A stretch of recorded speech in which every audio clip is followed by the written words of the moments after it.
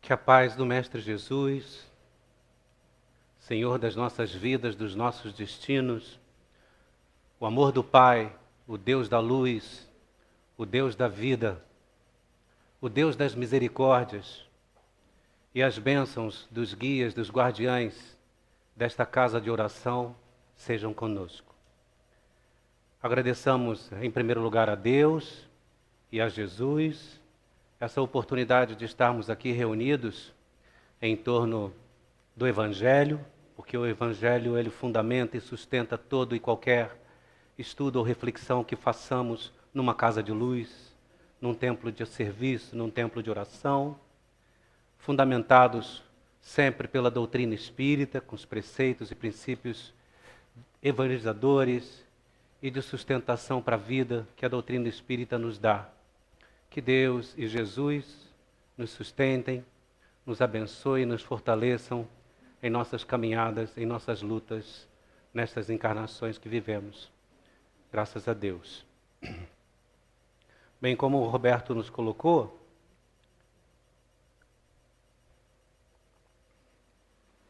hoje é um objetivo nobre, né, que temos aqui, que é reverenciar o nosso codificador, a razão de sermos espíritas, a razão da nossa fé, da fé espiritista. Falar de Kardec é para todos nós um momento de júbilo, de satisfação, de honra e principalmente, acima de tudo, de gratidão pelas conquistas que nós já temos, pelo entendimento das nossas vidas, dos propósitos de vida, de encarnação, das realidades do mundo, das realidades do nosso planeta e, sobretudo, das oportunidades que temos encarnatórias de progresso, sempre de evolução. Então é sempre com a postura de muita gratidão podermos falar de Kardec. Para começarmos as nossas reflexões em torno dessa figura ilustre, né? Desse precursor da terceira revelação, faz-se necessário que recordemos que a humanidade, o mundo, vivenciou, passou, experienciou 3 revelações. Né? E nessas 3 revelações tivemos um preparo, toda os precursores, né? os preparativos iniciais para que essas revelações se nos chegassem. Então, esses precursores, para nós, consideramos que foram os profetas, os verdadeiros profetas, os anunciadores. Quando falamos de profetas, nós voltamos ao livro dos Médiuns, o livro Evangelho segundo o Espiritismo, capítulo 21, tem um capítulo todo versando sobre a questão dos profetas, das profecias, dos anúncios, das revelações. Haverá falsos cristos e falsos profetas. E nesse capítulo 21, nos itens 4 e 9 especificamente, o próprio Kardec nos traz informações, subsídios do que é, na concepção dele, no entendimento dele, um profeta. E ele nos diz que o profeta é todo aquele enviado de Deus com a missão de instruir os homens, revelar as coisas ocultas e os mistérios da vida espiritual. E os profetas justificam-se por cumprirem missões relevantes, missões importantes, que são para nós fardos pesadíssimos, mas que eles conseguem desenvolver com naturalidade. Além do mais, também se justificam pela sua superioridade moral, pelas grandes virtudes que os caracterizam. E também pela revelação, pelo resultado e influência moralizadora das obras que eles deixam para nós. Então, quando nós analisamos esses preceitos que Kardec nos deixa, e nos voltamos para o que Kardec fez e nos deixou, nós concluímos que Kardec foi um profeta, já que ele se encaixa perfeitamente nesses requisitos da própria definição dele, do próprio entendimento dele do que seria um profeta. Então nós consideramos também o profeta Kardec como o profeta da terceira revelação. Mas há que se alertar, né, e trazer uma observação doutrinária, que está também no capítulo 1, né, que fala que não vim destruir a lei, né, o capítulo 1 do Evangelho segundo o Espiritismo, no item 7, mais especificamente no item 7, que o próprio Kardec coloca para nós que o Espiritismo, a terceira revelação, não é personificado. Ou seja, as outras revelações que vamos falar tiveram um personagem, foram personificadas. Mas a terceira revelação para nós é um corpo doutrinário e não tem uma pessoa específica que o represente. Então Kardec abria a mão de ser o representante da doutrina espírita. Ele falava, não há uma personificação, ele se excluía e deixava todo o corpo doutrinário como sendo a própria terceira revelação. E em realidade é isso que acontece, não é?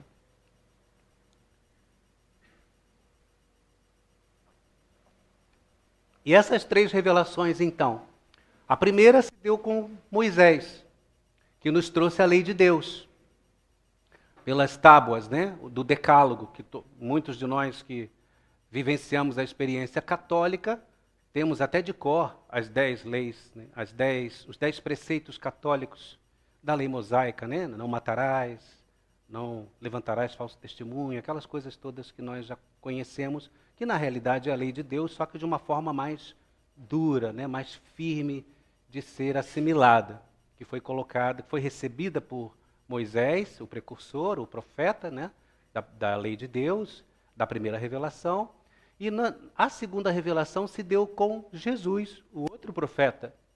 Então Jesus nos traz a terceira revelação com a Boa Nova, que foi registrada pelos discípulos, vivida pelo próprio Cristo, e essa Boa Nova foi registrada pelos evangelistas, Mateus, Marcos, Lucas, João, e replicada por Paulo, Judas, João, Tiago e outros apóstolos que deixaram as suas missivas, os seus escritos, também corroborando, replicando, reforçando o que Jesus nos trouxera, né?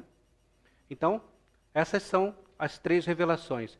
E a terceira revelação, então, é o Espiritismo, em que Kardec não personifica, mas nós, por reverência, por respeito, por gratidão, o consideramos, sim, como o codificador, como o representante, como o pai, como o mestre de Lyon, que nos deu a doutrina espírita, né? Então, ele na realidade trouxe esse corpo doutrinário com preceitos da imortalidade, da reencarnação e, sobretudo, da comunicabilidade com os mortos, com os defuntos.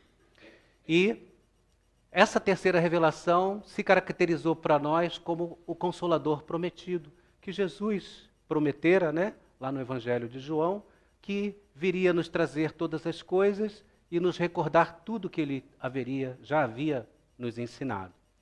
Então, nesse preâmbulo, a gente tem uma ideia da responsabilidade de Kardec incorporando a terceira revelação.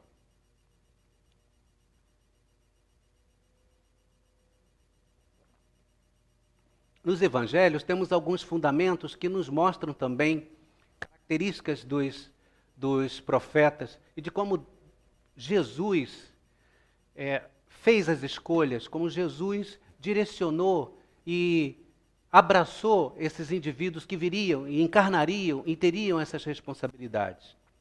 Uma observação interessante está na carta aos Gálatas, no capítulo 1 dos Gálatas, versículos 11 e 12, em que Paulo ele era muito questionado, porque a Galácia era uma região pagã, né?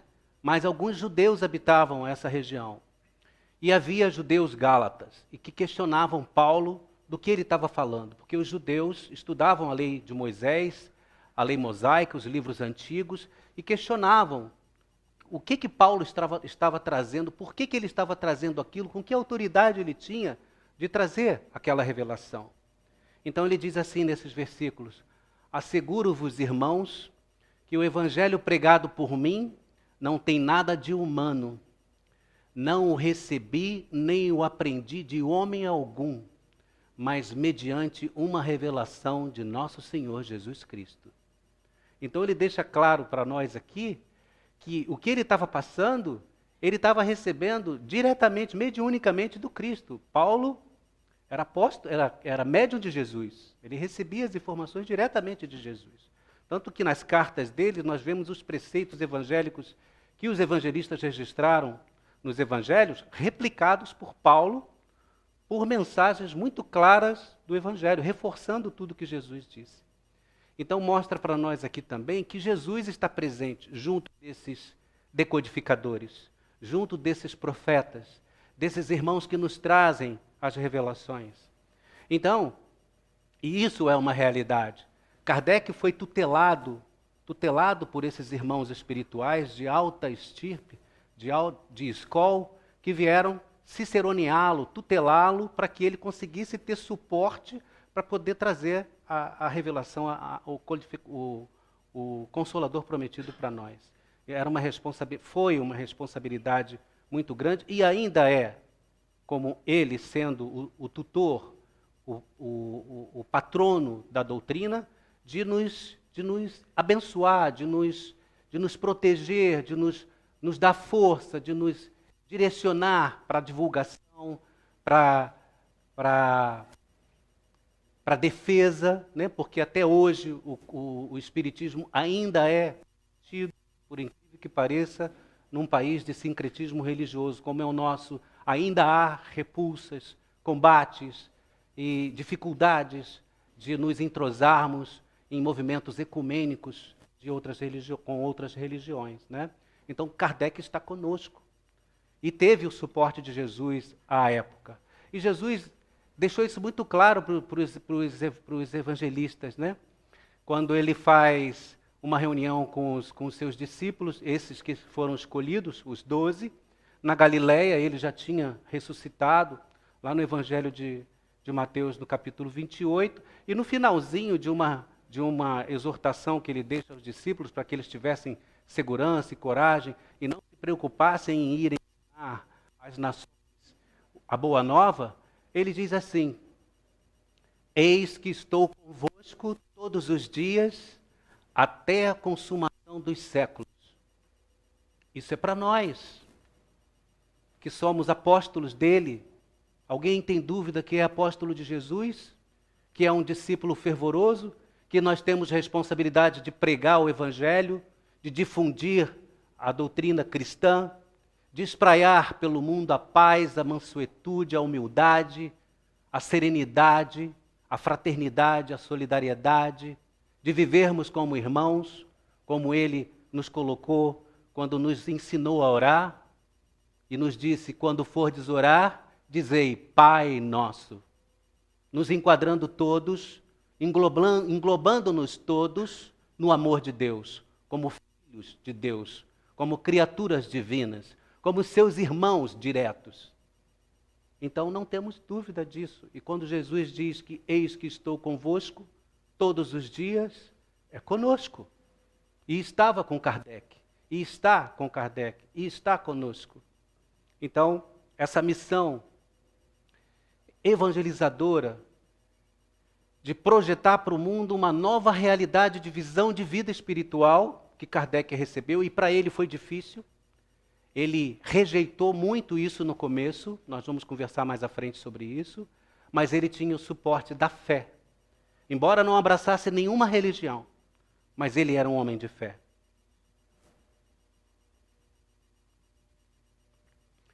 E quando falamos ainda desses profetas, desses discípulos fervorosos, há uma observação de como Jesus, no Evangelho, nos Atos dos Apóstolos, né, que também faz parte dos Evangelhos, no capítulo 9, que é o capítulo da conversão de Paulo, quando Paulo se encontra com Jesus, aquela luz que reverberava o magnetismo dele, né?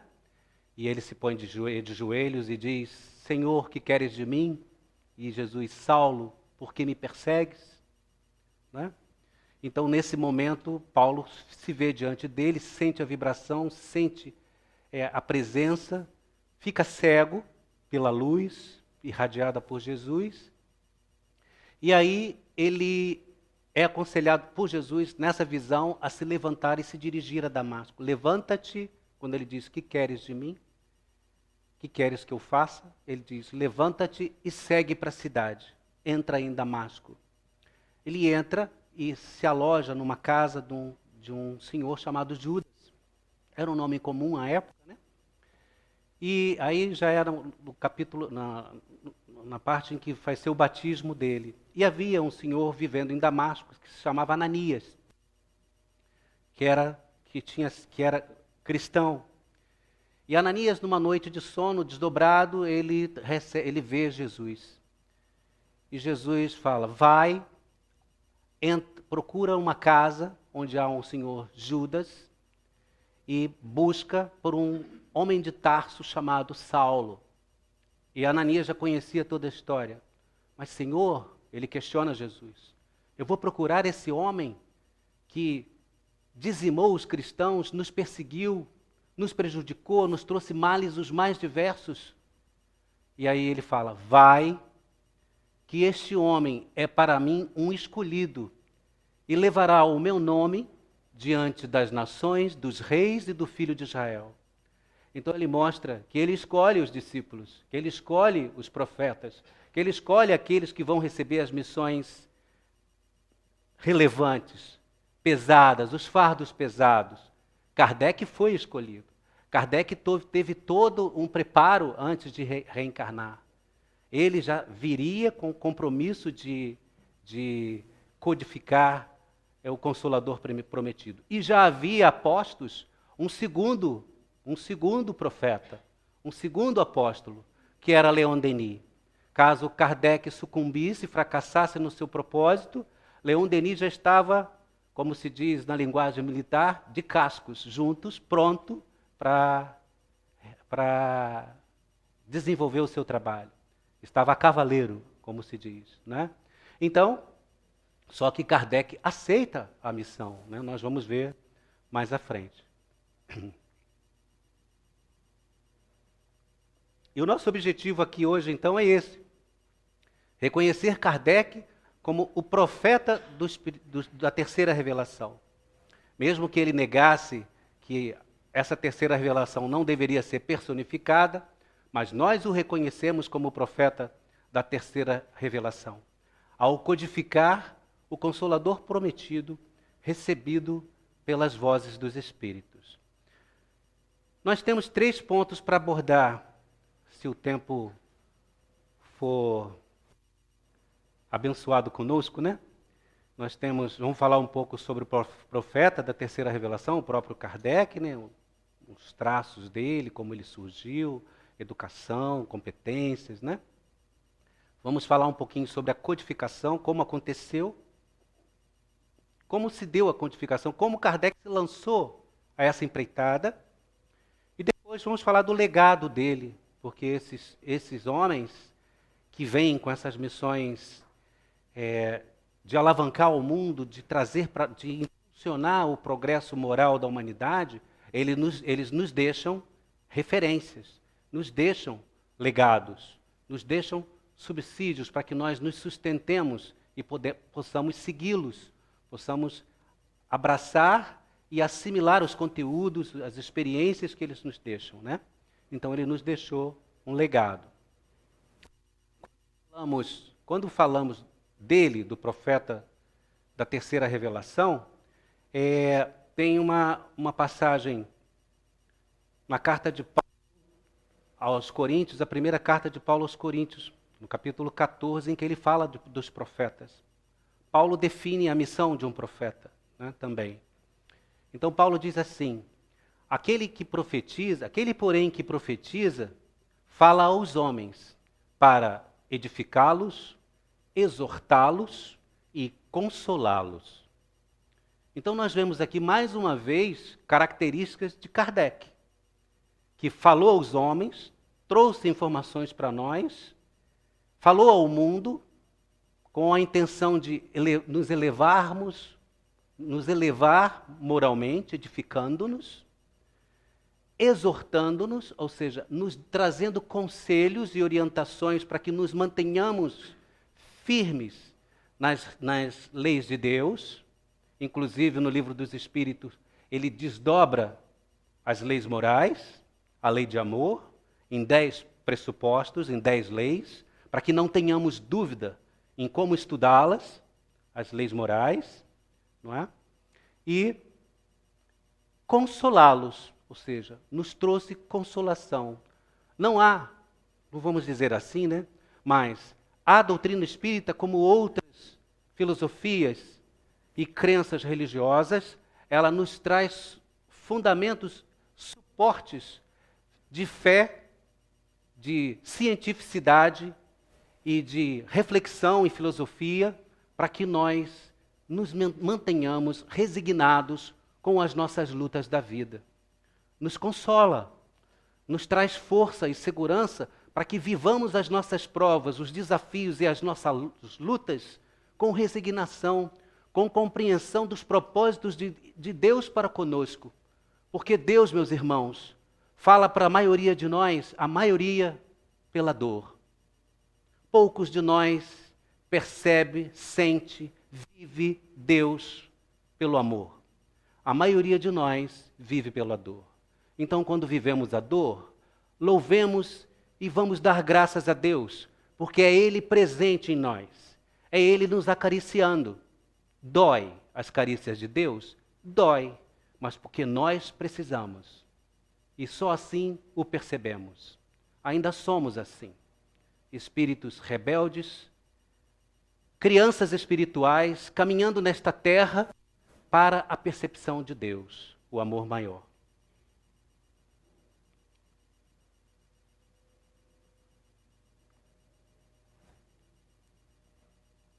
E aí nós temos essa visão, né, do profeta.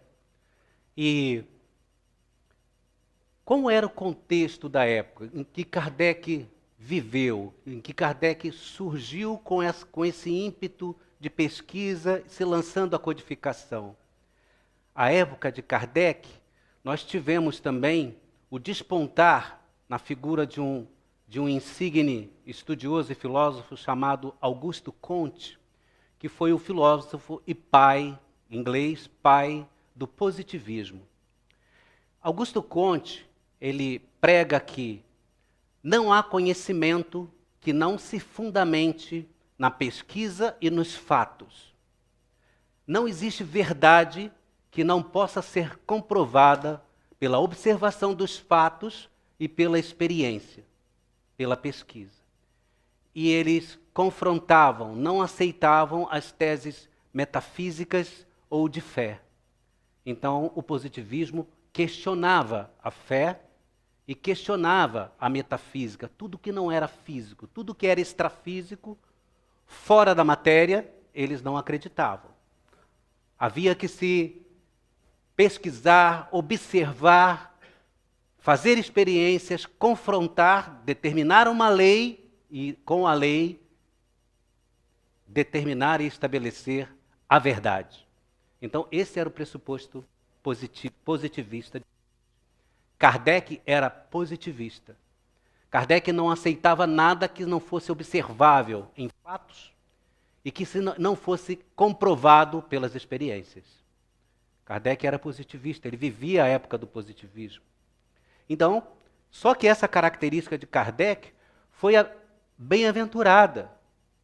Foi uma bênção, como nós dizemos, cristãos, dele ser assim, porque ele se lançou à pesquisa, à busca do que estava acontecendo, dos fenômenos espiritistas que estavam acontecendo à época ao redor das pessoas, e as pessoas viviam aquilo como diversão, como uma forma de passar o tempo, e eram os espíritos amigos trazendo-nos já os impulsos de curiosidade para que nós despertássemos para eles e para as revelações que viriam.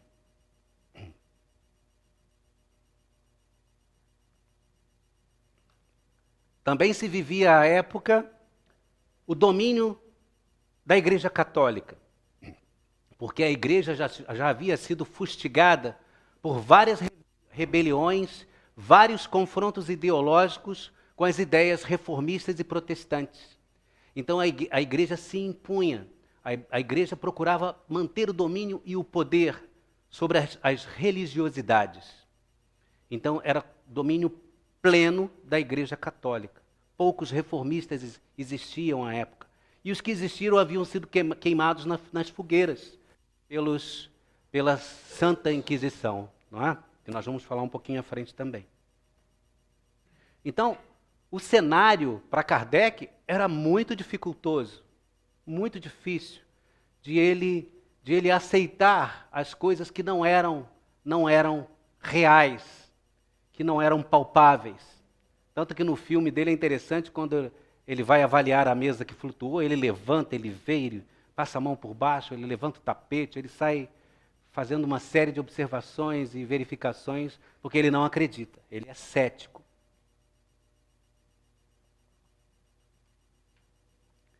E aí, esse era o contexto que ele vivia. E Kardec, então, ele nasceu em Lyon, uma cidade de Paris, uma cidade da França, em Lyon, em 3 de outubro de 1804. Filho de uma família abastada, rica, né? Uma família de posses. O pai dele era juiz, então ele teve uma educação primorosa. O pai dele era Jean-Baptiste Antoine Rivail. E Kardec, Hippolyte Léon Denisard Rivail, né? O nome dele. A mãe dele se chamava Jeanne-Louise Duhamel. Então essa é a árvore genealógica mais próxima de Kardec. E ele, como indivíduo, Kardec era uma pessoa de personalidade fortíssima, muito firme nas suas posturas, nas suas posições, entretanto muito ponderado, de análise, de observação, de só falar quando tinha certeza, não é? E ele era um observador meticuloso, de método, né? Com isso, ele gostava muito de se lançar a pesquisas ensaios de pesquisas teórico-experimentais. Então ele vivia nesse ambiente. A despeito disso, Kardec não abraçou nenhuma religião. Os pais eram católicos e ele foi criado, estudou em meio protestante. Ainda havia correntes, já havia à época na Europa, né, depois dos movimentos protestantes, correntes protestantes. E Kardec estudou numa escola com Pestalozzi protestante. E mesmo assim ele não abraça nenhuma das duas religiões, embora sendo um homem de muita fé. E podemos até falar das reencarnações, né? Dos registros reencarnatórios de Kardec. Vamos procurar ser breve, que são muitas coisas. Há várias teses, vários estudos das reencarnações de Kardec. Recomendamos as leituras na internet, colocando lá reencarnações de Kardec, vão aparecer vários textos com teses e antíteses, né? Ou seja, textos corroborando as encarnações e negando as encarnações, né? Então, são teses. A primeira delas é um registro de que ele foi um sacerdote egípcio no ano de 3300 na corte do faraó Sete I. Né? Depois, no ano 531 a.C., que ele tenha sido um ser proveniente de uma estrela, de um planeta, de uma das estrelas da constelação de Órion, que aportou nas plagas do planeta Terra, e aqui passou a reencarnar. Né? Encarnar e desencarnar aqui, né, no planeta Terra, vindo dessa estrela. Esse registro está no livro Narrações do Infinito, editado em 1869 por Camille Flammarion, que é um dos apóstolos, um dos seguidores de Kardec. Né? E ele tem esse registro narrando a conversa de dois espíritos. Um se chama Lumen, que é quem narra que Kardec veio dessa estrela, e o outro o próprio Kardec, que se chamava Encardo. E eles dois se reencontram e efusivamente se cumprimentam, relembrando a estrela, o planeta que viveram outrora, né? O outro registro é no ano de 50 a 44 antes de Cristo, na região das Gálias, que hoje é França, Alemanha, Bélgica, costa ocidental de Portugal, Espanha e norte da Itália, né? Praticamente a Europa, né? Isso era a região das Gálias e o general Júlio César invade essa região e encontra com os druidas, que é uma cultura, filósofos, né? Celtas, e os celtas habitavam as regiões das Gálias, e os druidas eram quem comandavam a sociedade celta. E Kardec estava encarnado na época que Júlio César invadiu, né? E ele se chamava, na realidade, Leon Denisard Rivail, se chamava Kardec, Allan Kardec, o sacerdote druida. Essa informação é dada pelo espírito guia de Kardec, chamado Zéfiro, nós vamos falar dele um pouquinho depois, numa reunião mediúnica por uma das médiuns, filha de um amigo, chamada Caroline Baudin.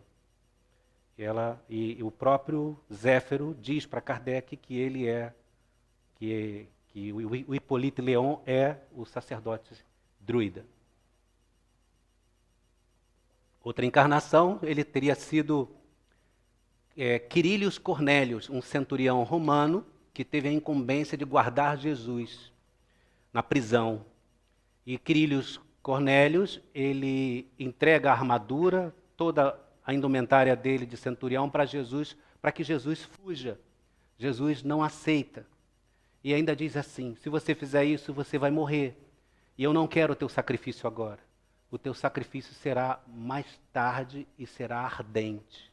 Jesus, presciente, já projeta a reencarnação como Jan Hus, em que Kardec morre queimado na fogueira, como Jan Hus, o filósofo da Boêmia, da atual antiga República Tcheca, né, que desencarna pela Reforma Protestante, condenado pelo Concílio de Constança, queimado na fogueira em 1415. Que é a encarnação seguinte dele. Essa encarnação como Quirilius Cornélius, do ano de 30 a 37, da época de Jesus, está no livro Herculano,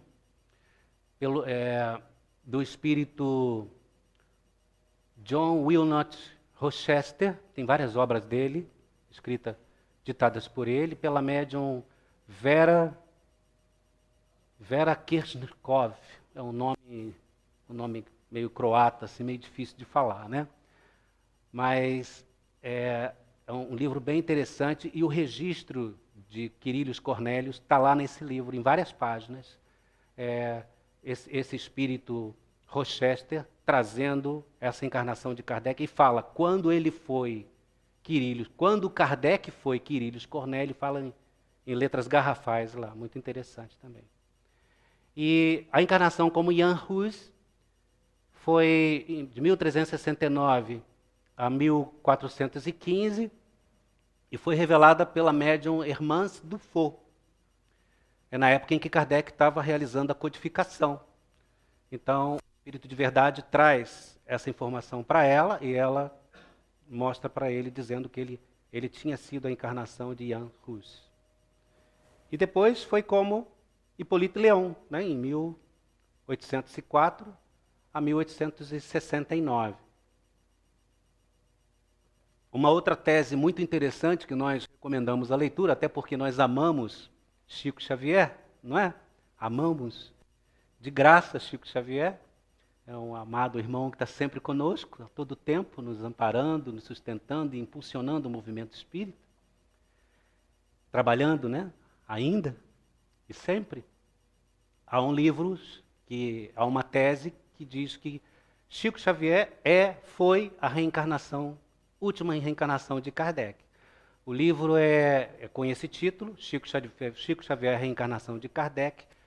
do médium Carlos Bacelli, né? Esse livro é recente, acho que a edição é de 2018 ou 2019, 2018, se não me engano. E é uma tese que está levantando o mundo espírita aí, as pessoas estão se mordendo por isso, né? Alguns aceitando, outros questionando, né? Então nós deixamos aqui aberto a curiosidade de cada um, entrarem, lerem, pesquisarem. E nesse estudo de Bacelli, ele faz uma comparação das vidas dos dois e os pontos convergentes das obras que eles realizaram, né? Então ele chega à conclusão no final que Chico foi a encarnação de Kardec, segundo ele, né? Não é mediúnico, embora seja inspirado, né? Mas não veio ditado por um espírito, é pesquisa dele como pesquisador espírita, né? É um livro interessante. E aí as competências dele. Kardec, ele iniciou os estudos dele em Lyon, com a família abastada que ele tinha, né, nas melhores escolas, e depois ele foi estudar em Yverdun, no Instituto de Yverdun, na Suíça, sob os auspícios, sob a tutela de Pestalozzi. E de lá Kardec migra, ele desponta como um emérito pedagogo, né, levando a corrente filosófica de Pestalozzi, espalhando a corrente filosófica de pedagogia de Pestalozzi pela Europa, sendo um dos responsáveis pelas reformas de ensino que ocorreram na França e na Alemanha por Pestalozzi, encabeçadas por Kardec, né, trabalhadas por ele também. Então, ele era um pesquisador quanto mais, né? Quanto mais, muito metódico, muito meticuloso, e ele gostava muito do magnetismo, vivia envolvido com os estudos sobre magnetismo, era muito conhecedor e praticava o magnetismo. Era um orador fluente, falava com muita precisão, se projetava muito aos corações, abraçava os corações, tinha uma voz cativante, né? Muito educado no falar, muito educado com as damas, né? Então Kardec tinha algumas características, assim, características muito interessantes do aspecto cultural, do aspecto intelectual dele, né? E ele foi responsável por muitas obras editadas na área pedagógica. Livros de matemática, física, química, anatomia, astronomia. Então Kardec participou de programas de ensino em várias instituições educacionais na França e na Alemanha, nesses ramos do conhecimento, né? Quando falamos da codificação,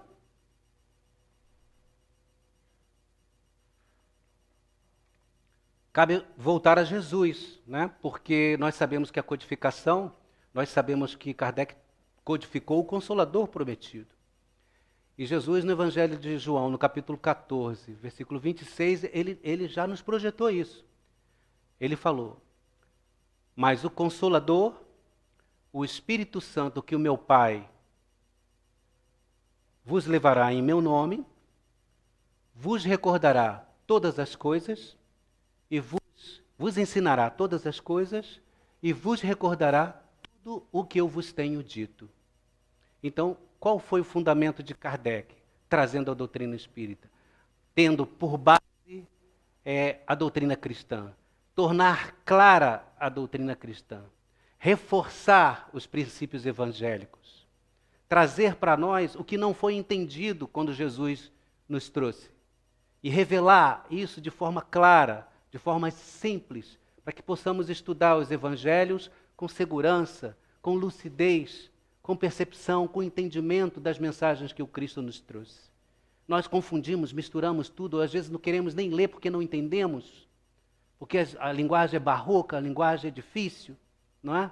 Mas Kardec trouxe a chave pelo Espiritismo para que nós nos aprofundemos nos escritos evangélicos, nos textos evangélicos, né?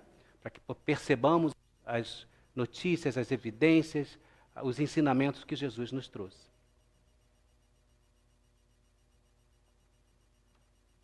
E aí a missão de Kardec, ela foi trazida pelo Espírito de Verdade, uma das médiuns, Baudin, né, filhas de Émile Charles Baudin, uma das médiuns trouxe, quando Kardec começa a frequentar a casa deles, a gente vai falar mais à frente, numa das mensagens psicografadas, o Espírito de Verdade se mostra, juntamente com Sócrates. Ele pede, Kardec, que Sócrates se apresente. Sócrates se apresenta e traz mensagens de força, de segurança, de confiança na missão que ele estava recebendo. Kardec não acredita, ele rejeita a missão, não é? E de princípio assim, ele não se acha capaz. E Sócrates dá forças para ele e mostra que eles, esses espíritos, estarão com ele, dando suporte, dando fundamentos, dando orientações para que ele desenvolva a missão. E o Espírito de Verdade diz assim: a sua missão, além de codificar uma doutrina, uma nova doutrina filosófica, científica e religiosa, é também abalar o mundo e transformar a humanidade. Olha a responsabilidade. Quando ele ouviu isso, ele tremeu nas bases, né? Olha só a responsabilidade dele. Então ele fica assim, titubeia, e ele pede, para eu acreditar nisso, então Sócrates podia me dar uma força, né? E aí a médium psicografa Sócrates, trazendo mensagens para ele, muito lindas as mensagens, né? Na internet a gente consegue ler essas mensagens dele. E aí ele acredita, ele se fortalece com isso, aceita e parte para o trabalho. Mas ele no início é cético. Quando ele começa, antes de receber essas mensagens, ele não é atraído pelas mesas girantes. Ele é levado às mesas girantes. Ele não queria ver o fenômeno, porque ele não acreditava. As pessoas falavam para ele, ele viu uma sessão, foi embora, ele falou assim: olha, eu só acredito se as mesas tiverem cérebros para pensar e nervos para sentir, para que eu possa magneticamente torná-las sonâmbulas. Mas, por enquanto, eu peço a permissão de vocês para acreditar que isso é apenas história para nós dormirmos. Ele não acreditava. Ele falava veementemente que aquilo ali era tudo uma falácia, né? Mas, aí ele é convidado depois por um amigo muito proeminente, muito culto. Ele frequentava a Academia Real de Arras, uma cidade próxima de Paris. E nessa academia se reuniam pessoas de alto nível intelectual. E um desses, dois, né? O senhor Fortier e o senhor Partier. E tinha também o senhor Colinari, né? Inclusive uma das filhas, Aline Colinari, ajuda Kardec na codificação das mensagens psicografando. E aí ele vai, convidado pelo senhor Partier, à casa da Madame Pademoiselle, que também era uma médium psicógrafa, e assiste uma sessão. E aí ele já titubeia. Ele vê que pessoas de alta referência intelectual acreditam. E que uma médium, que também era uma intelectual, psicografa. Ele, diante desses fatos, mesmo esdrúxulos, mas com pessoas tão dignas e respeitadas, eu não posso negar. Eu vou me espiritualizar. E aí, daí para frente, ele aceita. E no próximo convite, ele vai à casa dos Baudin. E lá ele recebe a missão do Espírito de Verdade. Ele passa a acreditar, né? Recebe as informações do Espírito Zéfiro, que vamos falar mais à frente também. E passa a mergulhar na pesquisa científica do que era o fenômeno das mesas girantes. Ele busca uma resposta lógica para os fenômenos. Ele entende que atrás do fenômeno existia uma lei natural. E essa lei é o Espiritismo.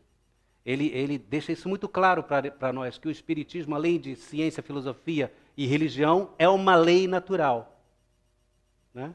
Está lá na questão 222 do Livro dos Espíritos. O Espiritismo é uma lei natural. E aí, ele está procurando isso, a lei, o que está por trás do fenômeno. E aí ele utiliza o método. Né? O método é o quê? A observação meticulosa, constante, frequente. Ele transcodifica as mensagens que eram por batidas. Uma batida sim, não, uma batida sim, duas batidas não. e eles montaram um alfabeto com essas batidas, e Kardec transcodifica isso e passa a ser por psicografia.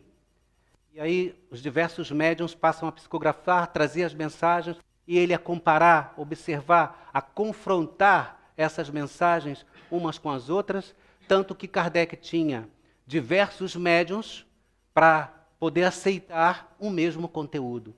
Às vezes as mesmas mensagens sobre o mesmo tema, a lei de amor, por exemplo. Aí vinha da Bélgica, de 2, 3 cidades da França, por diversos médiuns, e aí cada um falando de uma forma diferente sobre a lei de amor, o conteúdo era o mesmo, aí ele, ok, agora é lei de amor, então eu posso codificar. Era muito metódico, ele comprovava tudo, ele tinha que ter fundamentação de várias fontes para poder acreditar que aquilo era uma verdade. Graças a Deus, né, que ele é assim. E aí, o amparo que Kardec teve. Kardec teve, o maior amparo foi a esposa, né?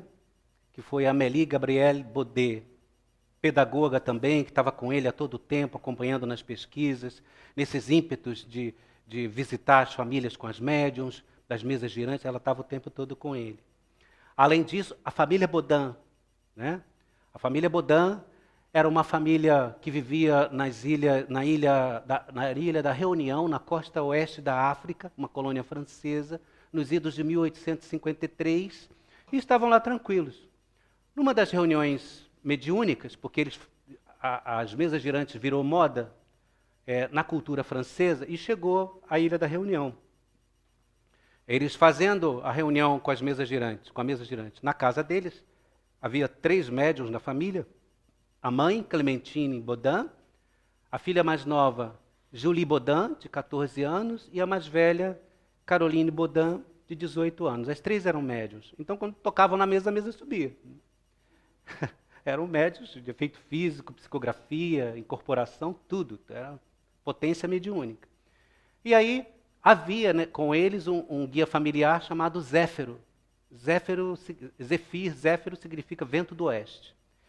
E quando perguntaram o nome dele, ele falou, eu me chamo Zéfiro, porque ele respondia rápido, ele não dava dúvida, ele estava sempre pronto, como fosse um vento, né? Então ele gostou. Zéfiro era um vento da região, né? Esse vento do oeste, da região das ilhas, da Ilha da Reunião. E aí ele falou assim para eles, olha, vocês vão voltar à corte, a Paris, porque o senhor Émile Charles, que é o Émile Baudin, vai se alistar na escola naval e as 2 filhas vão terminar o curso de pedagogia de professor e vão se casar. E eu vou rever o meu grande amigo da época dos druidas. E aí eles não deram muita bola, até terminaram a reunião, que eles não queriam sair da Ilha da Reunião. Aliás, se não conhecem, coloquem na internet, Ilha da Reunião, paraíso. Meu Deus, eu vou para lá qualquer dia. Muito lindo. E aí eles voltam a Paris. Por quê? Porque eles eram comerciantes de café, né? E houve uma crise na época da cana-de-açúcar e do café, que o Émile Charles ele era comerciante desses 2 ramos, e ele quebra financeiramente e retorna a Paris. E acontece tudo que o Zéfiro falou. E aí, quando chegam a Paris, numa das reuniões, Kardec foi convidado pelo senhor Partier a ir à casa dos Baudin. E lá ele encontra, nessa reunião, Zéfiro. E o Zéfiro antes ele fala, hoje é o grande dia, porque eu vou reencontrar o meu grande amigo. Né? Quando Kardec entra, Zéfiro saúda Kardec. Saudações, grande pontífice, salve, salve, salve. E aí o Émile Charles fala para ele, não se preocupe, que ele é muito espirituoso, ele é assim mesmo, ele às vezes brinca com a gente. Né? Aí Kardec responde, minhas bênçãos, apóstolo querido. Aí todo mundo ri, né? Quando ele fala isso. Aí Zéfiro volta e fala assim, olha, estamos falando de coisa muito séria, porque esse que está aqui comigo foi um grande sacerdote druida e eu fui subordinado dele. Eu trabalhei com ele e por ele. E aí para tudo e o pessoal pensa, não, então é isso mesmo. Né? E o nome dele, Allan Kardec. E daí para frente Kardec registra isso, aceita isso, né? e a reunião se dá com mais detalhes que não dá para gente, não temos tempo aqui para contar, né? Então é mais ou menos isso.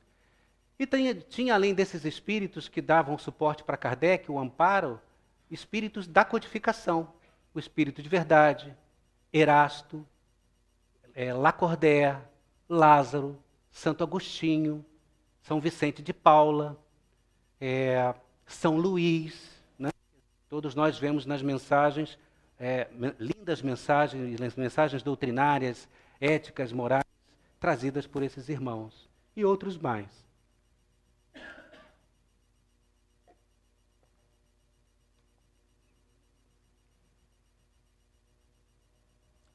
E, além do amparo, a divulgação da doutrina espírita, né? Então, Kardec teve bases para divulgação com os amigos, com a Academia de Letras, né? Que ele era membro da Academia Real de Arras, Academia de Letras que ele frequentava, e também com um fato que aconteceu que para ele foi muito doloroso, que se chamou Auto de Fé de Barcelona, em que Kardec intitulou como Auto de Fé de Barcelona, ele na Revista Espírita, ele de 1861, ele coloca lá que foi o retrocesso à Idade Média, o retorno à Idade Média, as sombras da Idade Média, né? Nesse Auto de Fé de Barcelona, várias obras, dentre elas o Livro dos Espíritos, o Livro dos Médiuns, a história de Joana d'Arc, psicografada por Hermance Dufour, Revista Espírita e várias obras, 300 obras foram levadas à praça pública e incineradas, queimadas, porque essas obras foram condenadas pela Igreja por passarem informações e doutrinas contrárias à doutrina católica. Isso um representante da Igreja de Barcelona chegou a essa conclusão, né? Nós temos certeza que não é isso. E aí, às 10h30 da manhã de 9 de outubro de 61, esses livros foram queimados em praça pública. E Kardec sofre muito com isso. Só que, nesse momento que ele está vivendo essa dor, essa decepção, essa frustração do mundo em aceitar e receber a codificação, né, o Espírito de Verdade traz uma mensagem, psicografada pela médium Hermance Dufour, e ela entrega para ele, e aí vem a resposta do Espírito de Verdade dizendo que ele não se preocupe, porque se ele estava preocupado em divulgar a doutrina espírita, aquele ato foi o maior divulgador da obra para o mundo, não é? E dali para frente o Espiritismo se espraiou por todo o mundo, exatamente por esse auto de condenação, que se tornou muito claro, visível a todo mundo, né? A toda a sociedade internacional da época. Ainda faltam 2 minutinhos, né? Passa muito rápido. E aí o legado, né? Quando falamos de legado, a gente lembra de Jesus também. Que Jesus, no Evangelho de João, no capítulo 14, versículo 27, Jesus está se despedindo dos discípulos, os discípulos muito tristes, que ele já sabia que ia morrer de cruz, né? No morte de cruz, e está se despedindo, os discípulos não queriam ficar longe dele. E ele diz assim, deixando para os discípulos fundamento e sustentação para que eles fiquem tranquilos. E ele diz, eu vos deixo a paz, eu vos dou a minha paz, não vou-la dou como o mundo a dá. Então, esse foi o legado de Jesus, que é nada mais, nada menos, nos esforços que tivemos de Kardec, o legado de Kardec, nos trazendo orientações, instruções, fundamentos de como alcançar essa paz do Cristo de Deus. Não é a paz de pagar a conta no final do mês. Claro que alivia a gente, né? Nós não temos dúvida disso. Dá um alívio. Mas não é essa paz que nós buscamos. Nós buscamos a paz de nosso Senhor Jesus Cristo, a paz íntima, o equilíbrio íntimo, a serenidade, a tranquilidade, aquela que podemos irradiar e abraçar os outros, consolar e pacificar, não é?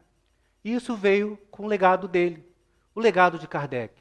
Foram os princípios da doutrina, Deus, a imortalidade da alma, a pluralidade dos mundos habitados, a pluralidade das existências, a comunicação com os defuntos, 5 preceitos da doutrina espírita, ficou para a gente. Temos conosco isso na nossa fé. Deixou o Pentateuco, o livro dos Espíritos, o livro dos Médiuns, que foram codificados seguidamente, né, embora com alguns anos de diferença, o Evangelho segundo o Espiritismo, o livro Céu e Inferno e o livro A Gênese, né, além de obras póstumas e o que é o Espiritismo também. Nos deixou a Revista Espírita, que também tem grandes informações sobre as pesquisas, as experiências, os registros dos estudos de Kardec. Ele fazia os estudos e já registrava, já publicava a revista. Começou em 1º de janeiro de 1858, um ano depois de publicado o Livro dos Espíritos, ele estava publicando as revistas. E só terminou em 1869, quando ele desencarnou. Ele parou de escrever a revista, né? Deram continuidade, obviamente. Até hoje temos exemplares disponíveis aí de vários anos, né? Deixou a Sociedade Parisiense de Estudos Espíritas, com a responsabilidade de orientar as reuniões mediúnicas e organizar e trazer os fundamentos para a criação das sociedades de estudos espíritas, como é aqui, né? As casas espíritas. Isso ele deixou registrado com muito detalhe no Livro dos Médiuns, no capítulo 29, que fala das reuniões espíritas, e no capítulo 30, que fala das sociedades de estudos espíritas. Não é isso? Então, e também deixou para nós os apóstolos, né, que foram os seguidores, Leon Denis, Camille Flammarion, e aqui, Dr. Bezerra de Menezes, além de William Crookes, Ernesto Bozano e Gabriel Delany, né, os cientistas que se converteram ao Espiritismo. Para encerrar, senão o Roberto puxa minha orelha, já está querendo puxar ali. Para encerrar, nós vamos deixar uma frase aqui que está escrita no túmulo dele, né, de Kardec, que retrata muito claramente o pensamento dele e a própria doutrina espírita. A frase encorpa, né, engloba a doutrina espírita. Em que Kardec diz: nascer, morrer, renascer ainda, progredir sem cessar, tal é a lei. Que Deus e Jesus abençoe e ilumine cada coração aqui presente. Muita paz a todos. Graças a Deus.